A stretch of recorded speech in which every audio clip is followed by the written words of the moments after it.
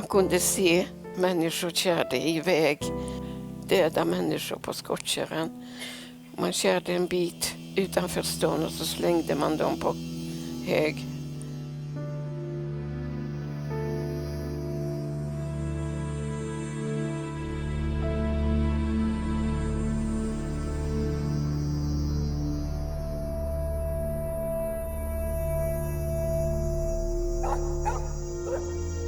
Det går inte att berätta det här. Om ni läser någon bok som berättar sånt där, så tro på det. Tro inte att det är påhittat eller det är fantasi. Det är sant allting vad de har gjort.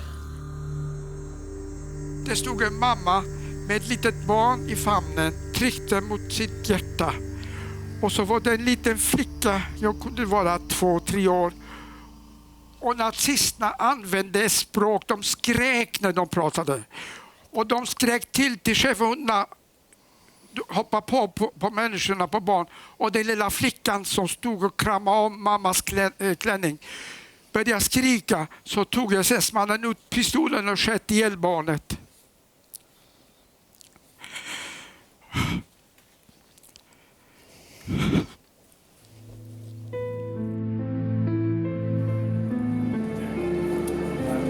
Det sker i våra hjärtan när man hör nazismen i Sverige, i en demokratisk land. Hur ska man tillåta sånt?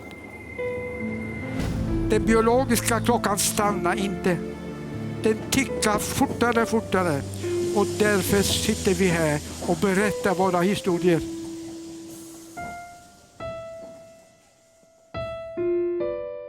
Snart tystnar för alltid de röster som kan vittna om nazismens och stalinismens förföljelser och folkmord under 1900-talet. Men så länge det fortfarande finns en enda röst som berättar, är det vårt ansvar att låta den nå ut. För det är i den enskilda människans öde som vi kan förstå vår historia.